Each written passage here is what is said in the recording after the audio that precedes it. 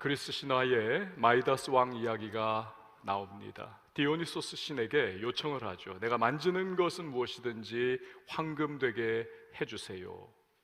손만 대면 황금으로 변합니다. 막 하늘을 날 것 같은 그러한 감격이, 기쁨이 막 밀려오죠. 나는 이제 세상에서 제일 부유한 왕이야. 얼마 후에 배가 고픕니다.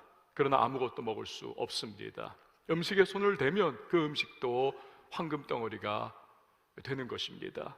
슬슬 당황하기 시작할 때에 갑자기 문이 덜컥 열리더니 그 사랑하는 눈에 넣어도 아프지 않을 딸이 뛰어들어와서 아빠 하면서 가슴에 팍 안깁니다. 아차 싶었지만 이미 늦었습니다. 그 딸마저도 황금 덩어리가 되어버린 것입니다. 그는 통곡하죠. 내가 왜 욕심에 눈이 멀어서 그런 요청을 했던가. 나는 세상에서 가장 비참한 인간이로구나. 오늘 본문에는 무력에 사로잡힌 한 인물이 나옵니다. 아간입니다. 마이다스의 황금에 대한 욕심은 딸과 자기 자신을 비참하게 파괴해버립니다. 아간의 물욕은 그보다 더한 결과를 초래합니다. 이스라엘 민족 전체를 전쟁에서 패하게 합니다. 자신과 가족 모두 돌에 맞아 죽고 불에 살라지는 그러한 형벌을 당합니다. 1절 말씀을 보면 그 비극의 배경을 우리에게 간단하게 요약해서 설명합니다. 우리 같이 한번 읽어보도록 하겠습니다. 시작. 이스라엘 자손들이 온전히 바친 물건으로 말미암아 범죄하였으니 이는 유다 지파 세라의 증손 삽디의 손자 갈미의 아들 아간이 온전히 바친 물건을 가졌음이라. 여호와께서 이스라엘 자손들에게 진노하시니라. 아멘. 가나안에 들어간 이스라엘은 첫 성 여리고를 하나님의 능력과 도우심으로 정복합니다. 그때 이스라엘이 지켜야 할 사항이 있었습니다. 사람이건 짐승이건 호흡하는 것은 다 진멸을 해버려라. 금과 은과 동철로 만든 기구들은 하나님께로 다 바쳐야 했습니다. 이유가 있습니다. 가나안은 온갖 우상 숭배와 죄악이 가득한 땅이었습니다. 이런 가나안의 정복 전쟁은 두 가지의 의미를 동시에 가지고 있는 겁니다. 하나는 이스라엘에게 이전의 조상들로부터 약속하신 언약의 땅을 소유하게 하시는 겁니다. 동시에 죄악 가운데 쩔어 살던 가나안 사람들을 심판하는 그러한 이중적 의미를 지니고 있는 겁니다. 그런데 모든 첫 것은 하나님께 속해 있습니다. 11조가 그렇죠. 첫 것을 하나님께 드린다. 이건 모든 것을 하나님께 드리는 의미를 가지고 있습니다. 그렇기 때문에 가나안 첫성 여리고에서 획득한 그 첫 물건들을 하나님께 드리는 것입니다. 이것은 앞으로 가나안 정복 전쟁 전 과정 속에서 얻을 모든 승리와 모든 노력물들을 하나님께 다 바친 것과 같은 겁니다. 동시에 우상 숭배와 죄악 가득한 이 저주받은 가나안 사람들을 역시 사실상 모두 진멸한 것과 같은 영적 의미가 있습니다.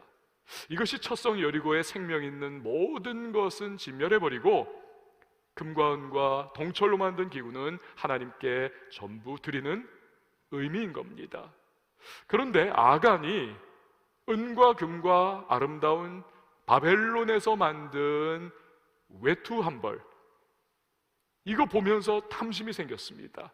그 자기 장막 아래에 땅을 깊이 파고 이 모든 것들을 숨겨놓죠. 그 말은 알았다는 거예요. 죄라는 것을, 하나님이 금지하고 미워하는 일을 내가 했기 때문에 숨기는 것이죠. 그렇게 하나님께 바친 거 도둑질했을 때 그는 그 물건 안에 담겨있는 저주와 심판 역시도 자기에게 속하게 한 것입니다. 더 큰 문제는 이스라엘은 단순한 개인들의 집합이 아니라는 사실입니다. 이스라엘은 공동체입니다. 한 조상의 개선한 혈통 공동체입니다. 나아가 민족 전체가 하나님과 언약을 맺은 언약 공동체입니다. 그렇기 때문에 아간의 범죄와 저주와 심판은 이스라엘 민족 전체의 범죄와 저주와 심판인 것입니다. 그 결과 여리고와는 비교할 수 없이 작고 약한, 그야말로 말 그대로 아이와도 같은 이 아이성 전투에서 대패합니다. 패배 충격이 얼마나 컸던지 5절 말씀 한번 보세요. 우리 같이 한번 읽어봅니다. 시작. 아이 사람이 그들을 36명쯤 쳐 죽이고 성문 앞에서부터 스바림까지 쫓아가 내려가는 비탈에서 쳤으므로 백성의 마음이 녹아 물같이 된지라. 아멘.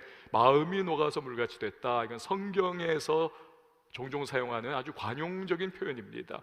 심리적 요 재기불능 상태에 빠지는 어마어마한 충격에 그렇게 사로잡혔다는 겁니다. 전쟁에서 무슨 36명 정도 죽었는데 웬 호들갑이냐, 아니 수만 명도 죽을 수 있고 수십만 명도 죽을 수 있는데, 여러분 그것이 아닙니다. 가나안 정복 전쟁은 처음부터 이스라엘 자체만으로는 불가능의 싸움입니다. 가능하지가 않아요. 오로지 하나님 함께 해주시고 힘과 능력을 부어주실 때 이 하나님으로 말미암아 승리하는 겁니다. 근데 패했다, 그 말 뜻은 전사자 숫자와는 상관없이 이제는 하나님이 그들과 함께하지 않는다. 가나안 정복 전쟁에서 하나님의 동행하심과 앞서 싸워주심을 기대할 수 없다는 겁니다. 그렇다면 온통 적으로 둘러싸인 가나안 땅에서 이스라엘의 운명은 불보듯 뻔한 거죠. 시간의 문제일 뿐 전멸할 수밖에 없는 겁니다. 그러니 그들의 마음이 물같이 다 녹아버린 겁니다. 이 뜻밖의 패배에 무너진 이스라엘처럼 살다 보면 우리 역시도 실패에 직면할 때가 있습니다. 가정이 그렇고 자녀 양육이 그렇고 우리의 사업이 그럴 수 있고 직장에서의 우리 실패를 경험할 수 있습니다.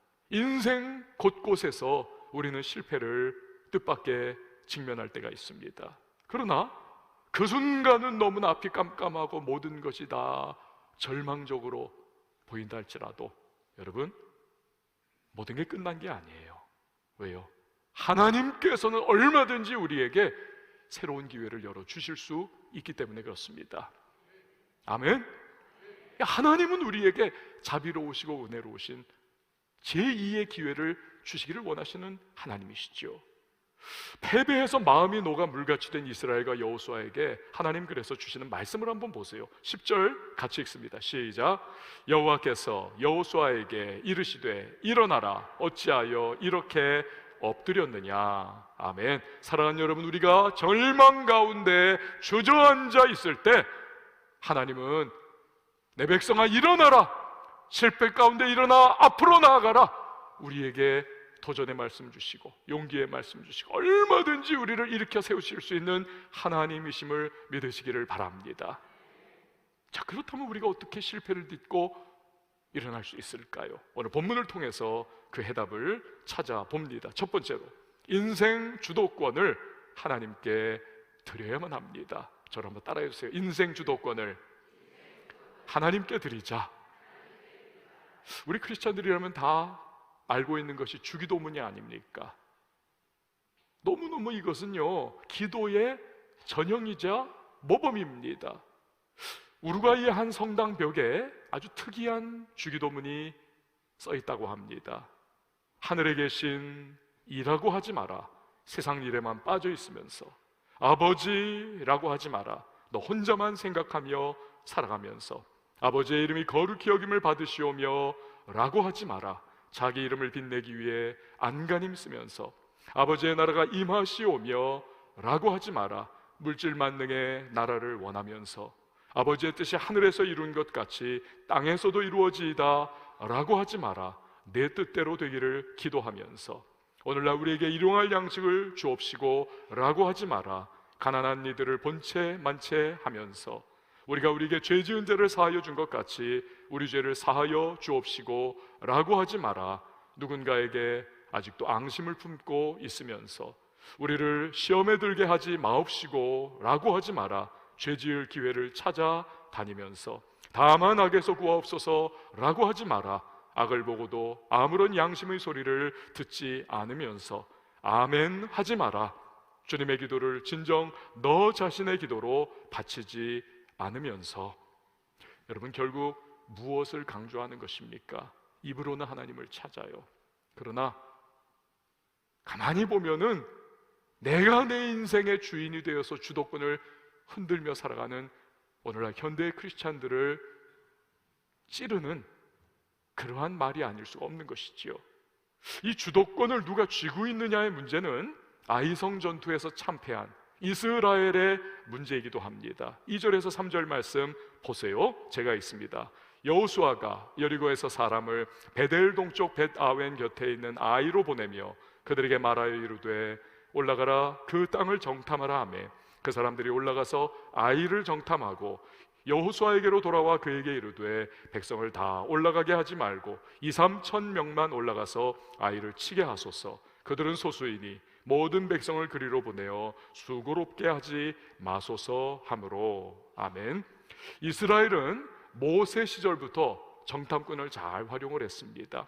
여호수아 자신이 12 정탐꾼 중에 하나로 가나안 젖과 꿀이 흐르는 땅을 갔다 오지 않았습니까? 이만한 그냥 포도송이를 두 사람이 하나씩 어깨에 꿰고 와, 이런 곳입니다 보고를 했잖아요.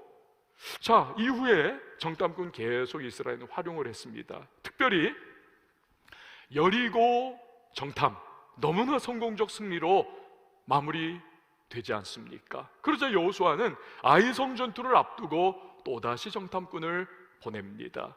여호수아의 기대에 걸맞게 그들은 아이성에 대해서 아주 정확하고 분석 잘한 그러한 보고를 해요. 첫 번째, 적군은 소수라는 것입니다. 두 번째, 그렇기 때문에 많이 보낼 필요 없고 우리 쪽에서 2-3천 명만 보내면 족하다는 것입니다. 특별히 아이를 치게 하소서. 이 정탐꾼들이 말을 해요. 여기서 치다라고 하는 이 단어는요, 한 번의 타격으로 상대방을 치명상 입힐 수 있는, 심지어는 죽음까지 그렇게 몰아갈 수 있는 타격, 이걸 활용하는 단어입니다. 그러니까 이런 확실한 보고를 받고 여호수아는 그대로 실행을 한 것입니다. 결과는 처참했습니다. 4절 말씀 우리 같이 읽어보죠. 시작. 백성 중 3천 명쯤 그리로 올라갔다가 아이 사람 앞에서 도망하니 3천 명이 다 걸음 하나 살려라 도망쳤다는 거죠. 그리고 36명 정도 전사자가 생겼더라. 그 결과 백성의 마음이 물처럼 다 녹아내렸다는 겁니다. 여러분, 문제가 뭡니까? 여호수아는 지나친 자기 확신에 사로잡혀 있더라는 거지요. 이겼었거든요. 엄청난 대승을 이전에 거뒀거든요. 그런 자기 확신에 빠져서 이스라엘의 진정한 주권자가 되시는 하나님은 온데간데 없더라는 겁니다. 싹 사라져 버렸어요. 그 분명한 증거가 이 아이성 전투의 상황을 보면요, 여호수아, 이 기도의 사람입니다. 기도했다는 내용이 하나도 없습니다. 자기 확신 가운데 그냥 인간적 계산과 정보 분석 가지고 밀고 나갔던 거지요. 사랑하는 여러분, 주님이 여시면 닫을 사람 없고 주님이 닫으시면 열 사람이 없는 줄 믿습니다. 다윗이 골리앗 앞에서 외치죠. 전쟁은 여호와께 속한 것인즉, 하나님께 달려있는 겁니다. 그 우리가 송구영시 때 늘 찬양하잖아요. 지금까지 지내온 것 주의 크신 은혜라. 내 생각과 능력과 지혜와 힘 아니라는 겁니다. 여호수아와 이스라엘은 제 아무리 승리가 확실해 보여도 기도하면서 그렇다면 전투의 주도권을 하나님께 드리는 것이 마땅했던 것입니다. 영적 실패는요, 필연적으로 현실의 실패로 그대로 투영됩니다. 이건 여러분 분명해요. 요한 3서 2절에 뭐라고 말씀합니까? 살아가는 자여 내 영혼이 잘됨 같이 내가 범사에 잘되고 강건하길 내가 간구한다. 영혼이 잘 될 때 이 영적 세계의 파장이 현실 세계를 지배한다는 겁니다. 하나님께서 그래? 너희들 그렇게 잘 분석했어? 너희들 자신 있어? 너희들이 이 전쟁의 주도권을 갖기를 원해? 한번 해봐. 하나님이 그냥 이렇게 지켜보시는 거예요. 나가서는 팍싹 깨져버리지 않습니까? 종교개혁가 마틴 루터가 이런 말을 했습니다. 무엇이든 당신의 마음이 믿고 의지하는 대상, 그것이 진정 당신의 하나님이다. 여러분, 이건요 생각하면 할수록 참 맞는 말입니다. 내가 내 인생 주도권 틀어쥔 채 사는 것은 내가 하나님의 자리를 찬탈하는 겁니다. 내 마음과 심령의 보좌에 좌정하신 하나님을 밀어내고 내가 거기 털썩 앉아가지고는 내 뜻대로, 계획대로, 생각대로 휘젓는 것이지요.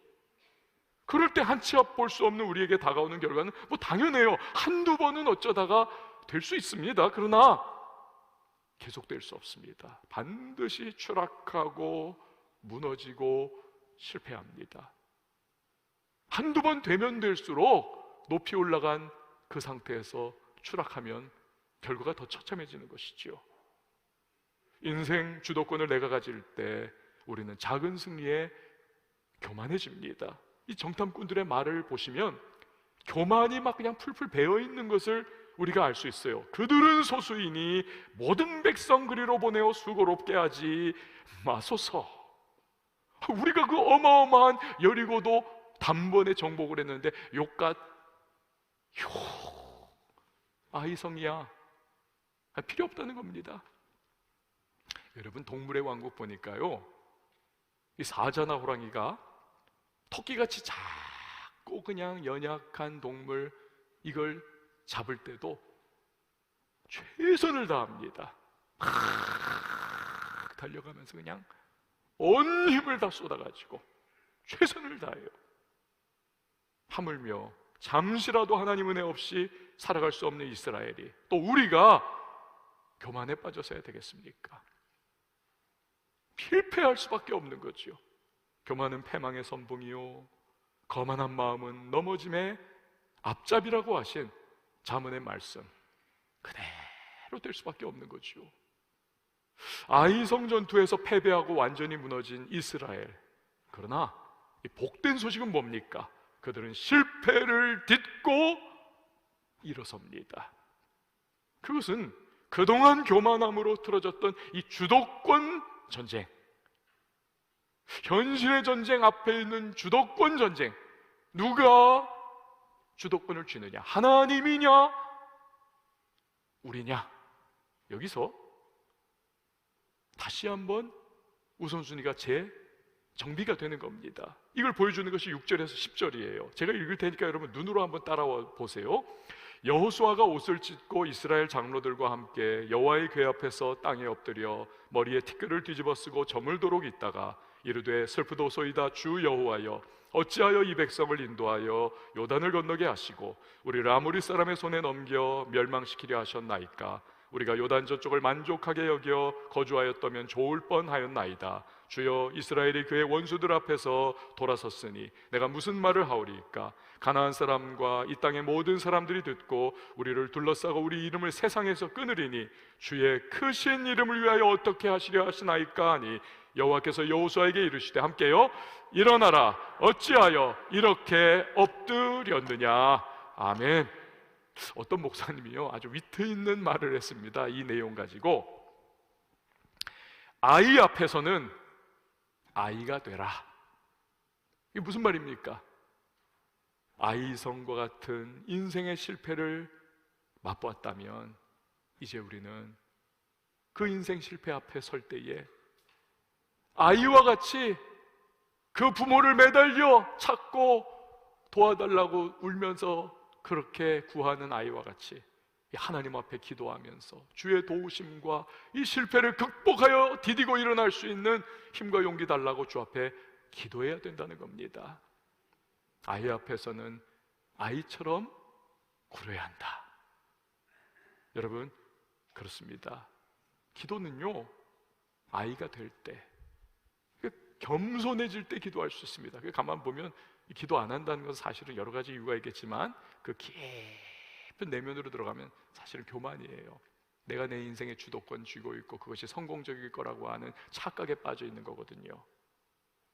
내 인생의 주도권을 하나님께 드리는 사람이 기도할 수 있습니다. 그리고 기도하며 하나님께 인생 주도권 돌려드릴 때 묶여있는 실패의 실타리를 주께서 풀어주세요. 다시 일어날 수 있는 힘과 용기를 공급해 주시는 것입니다. 한국 교계에서 큐티로 정평이 나 있는 여자 목사님이 한 분 계세요. 참 대단한 분인데 그분의 간증입니다. 참 와닿았어요. 소개를 해드립니다. 이분 4대째 모태신앙인입니다. 모태신앙인. 여러분 모태신앙인이 뭔지 알죠? 전도도 못해, 이것도 못해, 저것도 못해. 4대째 모태신앙인이에요. 그런데 이분 고백은 내가 내 인생의 주관자였다는 겁니다. 돌아보니까 우리 사람이요, 아무리 뭐 말로는 이렇다 저렇다 해도 딱 보면 결혼 배우자 대상자를 누구 찾느냐 딱 보면 이 답이 나오는 겁니다.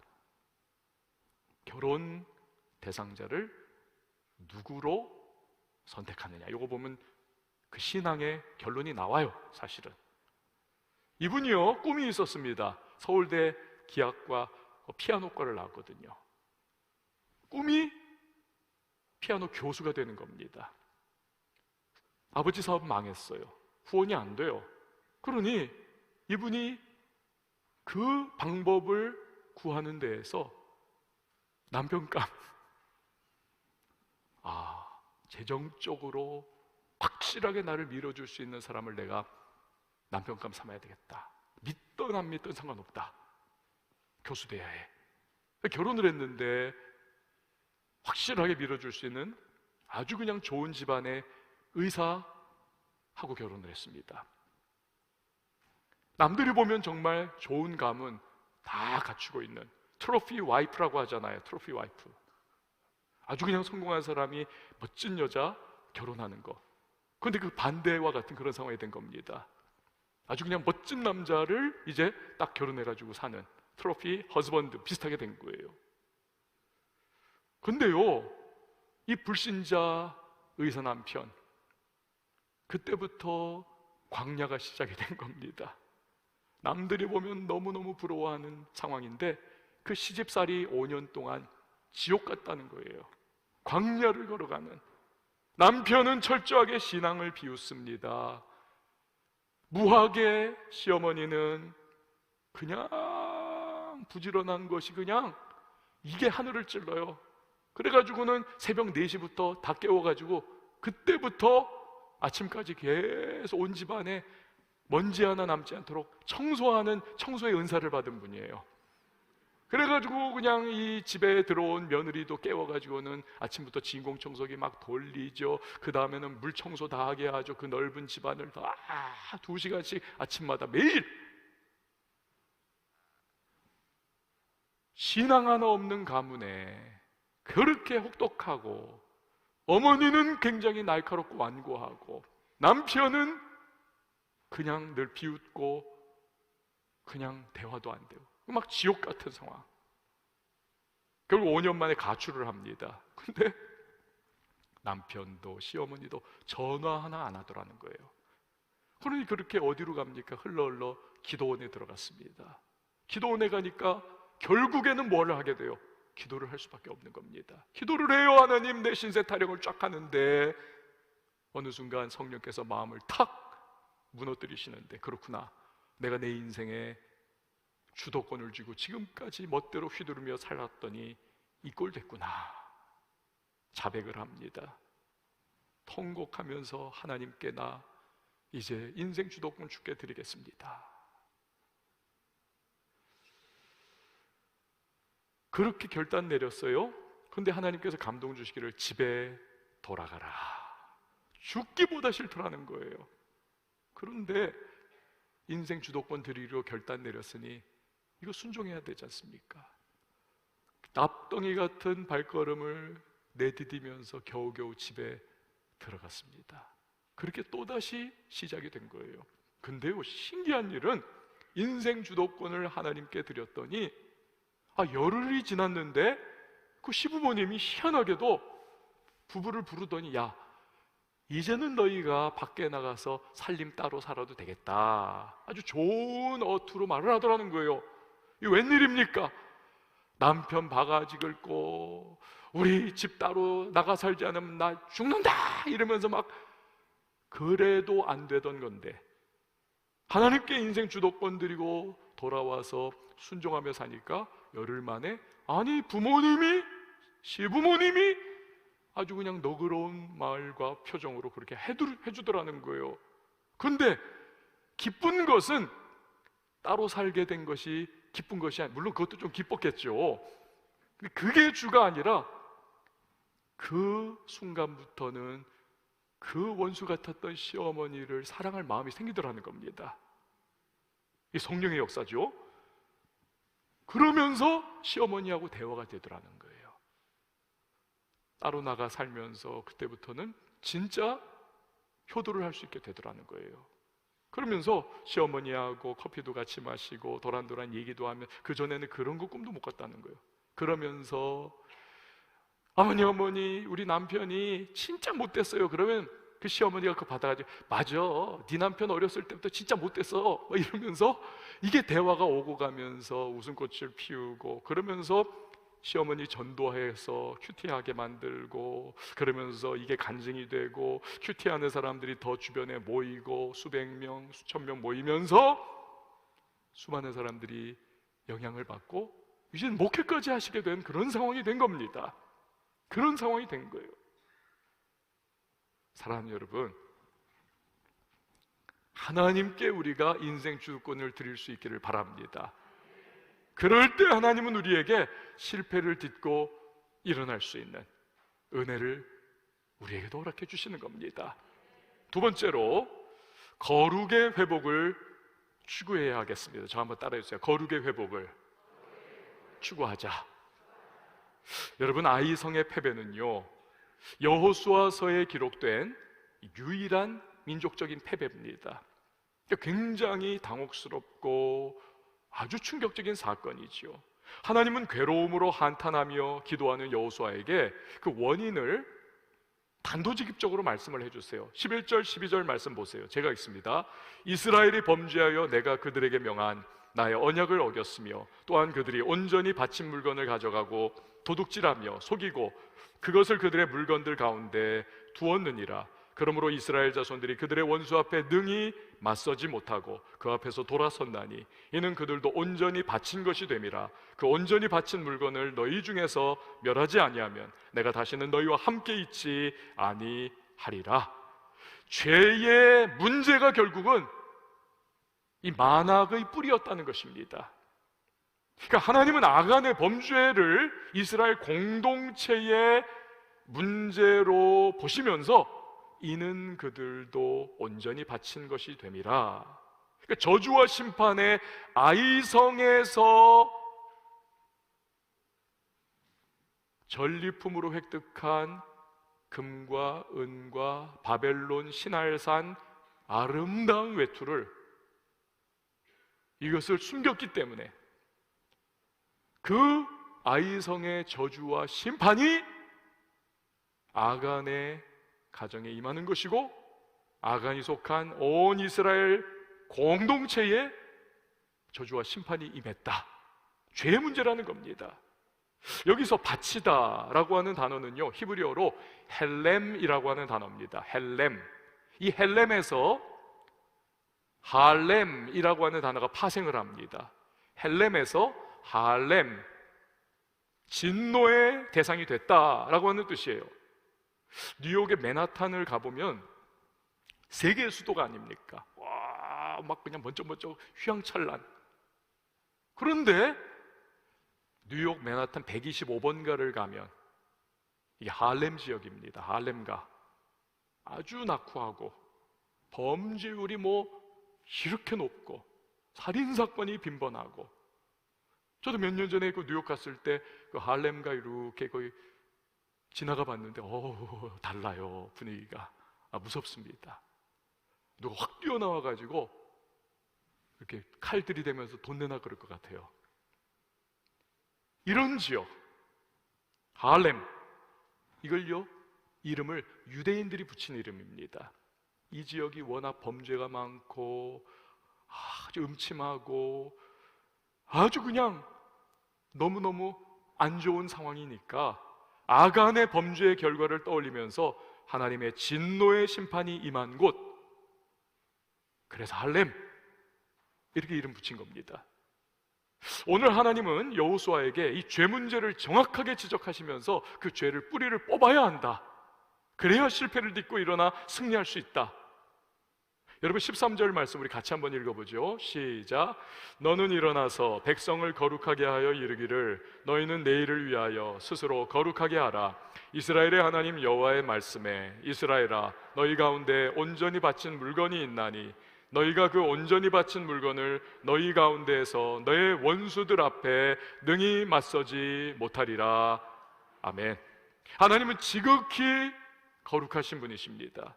그분께는 어둠과 죄가 없습니다. 어떠한 죄의 영향도 받지 않으시는 분이십니다. 빛과 어둠은 공존할 수 없죠. 이스라엘 가운데 죄가 있으니, 어둠이 있으니, 거룩하지 못한 것이 있으니 거룩하시고 빛 되시고 진리 되시는 하나님께서 함께 하실 수 없는 겁니다. 그러니 전쟁에서 패할 수밖에 없는 것이죠. 여호수아는 하나님의 말씀 듣고 엄청나게 충격받고 상황을 다 파악을 이제 하나님 지시대로 철저하게 하나하나 해나가죠. 결국 아간이 범죄했다는 것이 온천하에 드러납니다. 아간과 온 가족을 처단하죠. 돌로 온 백성이 아간 그리고 식구를 다 쳐 죽이고 모든 시체와 세간살이를 다 불에 태워버립니다. 이건 철저한 진멸이에요. 이 일을 한 것이 아골골짜기입니다. 아간, 그 이름을 따서 아골골짜기라고 명명을 한 겁니다. 고통의 골짜기라고 하는 뜻이에요. 이후에 하나님이 이스라엘과 함께 해주십니다. 하나님의 은혜가 회복이 된 것이죠. 그럴 때 그들은 아이성을 정복하고 계속해서 앞으로 전성을 향해 나아가세 가나안 땅을 정복하는 진군의 발걸음을 이어갈 수가 있었던 것입니다. 여러분, 하나님은 죄를 미워하십니다. 지극히 거룩하신 하나님은 어둠과 동행할 수 없습니다. 그러나 여러분, 여기 복음이 있어요. 회개하는 자에게 하나님은 함께 다가와 주십니다. 회개하는 자에게 하나님은 그 실패하고 무너진 자리에서 일어나도록 은혜를 베풀어 주시는 것입니다. 우리는 호세아서를 봅니다. 호세아가 그 음란한 아내 고멜을 어떻게 다룹니까? 너무 사랑해주고 돌봐줘요. 이 여자가 근데 또 바람기가 나가지고 밖에 도망쳐 나가서 못된 짓 다 합니다. 그러면 호세아가 하나님 명령 듣고 또다시 가서 위로해주고 데려오고 같이 삽니다. 참 너무 선지자 노릇하기 힘들어요. 그런데 이 배은망덕한 여자가 또다시 간음하면서 나돌아다니고 있습니다. 이게 반복이에요. 이걸 통해서 하나님께서는 실물교훈이죠. 하나님의 마음이 이스라엘을 향해서 어떤 것인가, 이스라엘이 그 하나님 마음에도 불구하고 배은망덕한 영적 간음, 즉 우상 숭배하고 죄에 빠지는 모습을 하나님이 극명하게 보여주기를 원하셨던 겁니다. 그런데 이 호세아서에서 하나님이 놀라운 말씀을 주세요. 호세아 2장 14절 15절 말씀 보세요. 그러므로 보라, 내가 그를 타일러 거친 들로 데리고 가서 말로 위로하고 거기서 비로소 그의 포도원을 그에게 주고 아골 골짜기로 소망의 문을 삼아주리니 그가 거기서 응대하기를 어렸을 때와 애굽 땅에서 올라오던 날과 같이 하리라. 여러분, 뭐라고 하시는 겁니까? 아골 골짜기, 즉 저주와 심판의 고통의 골짜기를 소망의 문으로 변화시켜 주신다는 거예요. 그 소망의 문에 들어서면 회복이 있습니다. 치유가 있습니다. 축복이 있습니다. 은혜가 있습니다. 소망의 문을 들어서는 자에게 영원한 천국이 열리는 것입니다. 여러분, 이게 무엇을 의미하는 것입니까? 죄인된 우리들에게는 저주가 있고 심판이 임하는 겁니다. 그러나 그러한 아골골짜기가 소망의 문되게 하시는 분이 계셨어요. 누굽니까? 우리 주 예수 그리스도이신 것입니다.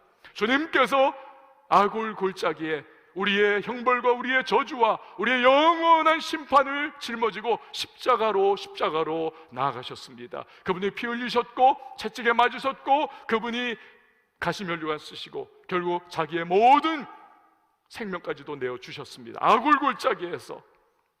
그런데 그 아골골짜기가 십자가로 말미암아 우리의 영원한 구속과 우리의 생명과 우리의 치유와 우리의 죄사함과 우리의 용서와 하나님과의 관계 회복에 소망의 문이 활짝 열리게 된 것입니다. 이것이 예수 그리스도께서 하신 일이에요. 아골골짜기로 소망의 문이 되게 하신 것입니다. 그렇게 예수께서 모든 일 다 이루어 주셨기 때문에 우리가 할 일은요, 여러분, 회개만 하면 되는 겁니다. 우리가 전심으로 하나님 앞에 나아가 나의 잘못과 죄악을 고백하고 나 자신을 주님 앞에 회개하면 주님께서는 우리의 실패와 우리의 고통과 우리의 아골골짜기를 변화하여 소망의 문으로, 생명으로 우리의 새로운 도전의 힘과 능력과 용기를 부어주신다는 사실을 믿으시기를 바랍니다. 결국 여러분, 사람이 망하는 것은요, 회개하지 않아서입니다. 회개하지 않기 때문에 용서받지 못하고, 회개하지 않기 때문에 은혜 받지 못하고, 회개하지 않기 때문에 축복받지 못하고, 회개하지 않기 때문에 구원받지 못하는 것입니다. 죄가 많아서가 아니에요. 죄가 커서가 아니에요. 회개하지 않기 때문에. 회개해야만 하는 것입니다. 1903년 원산에서, 지금은 이제 북한 지역이죠, 원산의 기적이라고 하는 부흥운동이 일어났어요. 1903년도에.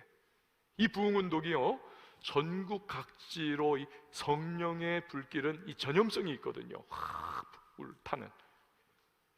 전국 각지로 이렇게 흘러가면서 원산에서 시작된 이 부흥의 역사가 4년 후인 1907년도에는 평양 대부흥운동으로, 그 유명한 평양 대부흥운동으로까지 확산을 해버렸습니다. 그런데 이 원산의 부흥운동은요, 처음에 하디 선교사님의 회개로 시작을 했습니다. 이분이 처음 한국 선교사로 와가지고 13년 아주 고생하면서 사역을 했지만 열매가 없는 거예요. 너무 속상하고 괴롭고. 근데 분노가 일어나요. 왜? 이 조선의 기독교인들이 말만 기독교, 무늬만 크리스찬인 거예요. 믿는다 아멘 하면서도 신방을 가보면요, 불시에 술 퍼마시고 있고 노름하고 있고, 돈 떨어지면 부인과 자식 노비로 팔아가지고 그 돈으로 또 노름하고 또 술 퍼마시고, 인간이 아닌 것 같은 거예요. 너무 괴롭고 너무 분노가 일어나고, 그러니까 설교할 때마다 회개하라고 두드려 패는 겁니다, 말로. 근데 아멘 아멘 하면서도 또 가보면은 회개를 안 하고, 열받는 거죠. 그런데 1903년 여름, 이 외국인 선교사들이 원산에서 선교사 수양회를 했습니다. 기도하고 고민을 나누고 전략을 다시 정비하고 성경 공부를 하고. 근데 기도의 시간에 이 하디 선교사님에게 성령이 임해요. 마음을 자꾸 찌르시는 겁니다. 감동 주시기를, 야, 너는 왜 조선의 기독교인들에게 회개하라고만 하면서 네가 회개는 안 하냐? 그 하나님의 감동에 이분이 거꾸로집니다. 그렇구나, 내가 조선의 기독교인들을 미워하고 질책하고 회개하라고 했지 내가 회개한 것은 아니었구나. 그래가지고는 선교사들 앞에서 공식적으로 회개를 합니다. 눈물 펑펑 쏟으면서. 그런데 다른 선교사들도 마찬가지였던 겁니다. 자기들도 다 회개하고. 그러면서 그 회개운동의 불꽃이 막 퍼져나가기 시작을 해요. 사람들이 변화하기 시작합니다. 그러면서 수년 동안 이게 쫙 퍼져가면서 드디어 1907년에 평양에서 장대현 교회에서 길손주 목사님께서 앞에 나가서 공식적으로 모든 모여있는 사람들 앞에 회개를 하죠. 내가 친구가 죽으면서 재산을 정리하여 남아있는 그 미망인에게 살 길 열어주라고 했는데 내가 그거 착복을 했습니다. 내가 아간과 같은 놈입니다 하면서 막 통회자복하면서 이 김선주 목사님이 회개를 해요. 그 회개의 모습에 사람들이 자기들도 다 나도 회개합니다, 한 사람 한 사람 다 나오면서 몇 날 며칠 걸려가지고 눈물바다가 되는 통회자복의 역사가 일어나고, 거기에 성령이 막 불같이하면서 그 유명한 1907년 평양 대부흥운동이 일어나게 되었던 것입니다. 그 놀라운 부흥운동의 결과 10년 후 1919년 3.1 운동 때 민족대표 33명 중에 절반 이상이 기독교인일 정도로 이 땅에 기독교의 대부흥의 역사가 일어났던 것이고, 우리는 지금 그 아름다운 회개로 인한 부흥의 열매를 지금 맛보고 있는 겁니다. 할렐루야. 사랑하는 성도 여러분, 하나님은 회개하며 거룩의 회복을 추구하는 사람들 기쁘게 여기시는 줄 믿으시기를 바랍니다. 아무리 무너져 있고 아무리 실패한 사람이라 할지라도 회개하며 주님 앞에 다시 한번 주의 관계를 정립하고 회개하며 거룩을 추구하는 사람, 하나님은 그 실패의 자리를 딛고 일어날 수 있는 힘과 용기와 능력을 베풀어 주시는 것입니다. 우리 인생에 실패가 찾아올 때 있습니다. 그러나 그 실패를 딛고 일어설 수 있는 비결, 오늘 우리 말씀을 통해 배웠죠. 인생 주도권 하나님께 드리는 것입니다. 회개를 통해서 거룩의 회복을 추구하는 것입니다. 여러분, 2022년 우리가 원하진 않아도 크고 작은 실패가 올 수 있습니다. 그때 오늘 말씀을 기억하세요. 여호수아와 이스라엘을 다시 한번 생각해 보십시오. 내 인생 주도권 누가 쥐고 있는가 정비해 보시고, 또한 회개를 통해서 하나님과의 소원해진 거리를 다시 복구시키면서 거룩의 회복을 이루어나가 그 실패의 자리를 딛고 일어서게 하시는 하나님의 힘과 능력을 경험할 수 있는 우리 모두가 될 수 있기를 바랍니다.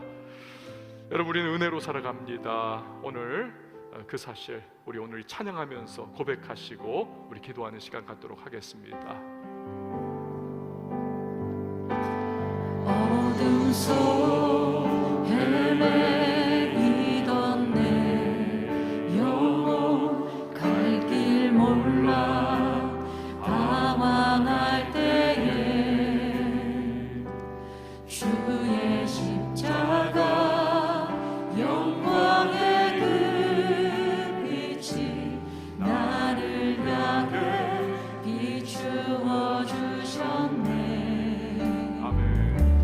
주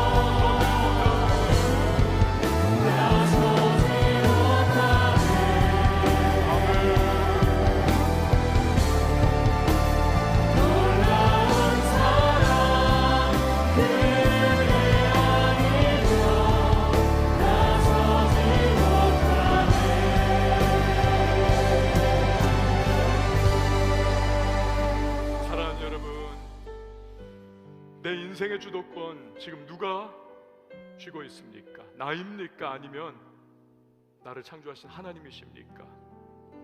나는 지금 내 안에 감추어져 있는 죄의 요소, 이 부분을 주님 앞에 정직하게 고백하면서 주님의 회복과 치유와 또 주님 다스려 주시기를 우리 구하고 있나요? 하나님의 은혜로 우리는 살아가는 존재입니다. 하나님과의 관계가 소원하고 멀어져 있다면 여러분 우리는 실패할 수밖에 없고 무너져 있는 그 상태 그대로밖에 우리는 다른 방법 없습니다. 주여 실패를 딛고 일어서게 하여 주옵소서. 인생 주도권 다시 주님께 돌리고 하나님 나 내 안에 감추어져 있는 죄의 요소를 뿌리 뽑으며 거룩의 회복을 얻을 수 있도록 주여 도와달라고 오늘 말씀 기억하며 우리 함께 기도하며 나갑니다. 함께 기도합니다. 하나님 아버지 감사합니다. 오늘 이스라엘의 실패와 무너져 있는 모든 패전의 모습 가운데 하나님 우리의 나갈 바를 다시 한번 바뀐 교사 삼아봅니다. 하나님과의 관계 속에 하나님 아버지 다시 한번 인생 주동들을 주 앞에 올려드리는 자 되게 하여 주옵소서. 내 삶의 보좌에 내가 찬란하게 앉아 내 삶을 내가 주인 되어 믿는 자 되지 않게 하시고 오늘 하나님께서 내 삶의 주관자 되심을 고백하며 살아가게 해주시옵소서. 하나님 내 안에 갇혀있는 아무도 모른다 생각하나 하나님만을 보고 계신 죄의 요구가 있다면 정직하게 하나님 앞에 고백하고 하나님의 치유와 회복을 경험하는 주님의 사람 되게 해주시옵소서. 건강하신 하나님 아버지 주님과의 관계가 회복되게 하시고 하나님 실패하는 모든 자리에서 일어나 우리 건강을 나가는 그 새로운 은혜 베푸심을 경험하는 올 한 해가 될 수 있도록 주님 도와주시옵소서. 하나님 아버지 실패를 딛고 일어서는 하나님의 사람들이 되게 하여 주시옵소서. 예수님의 이름으로 기도합니다. 아멘.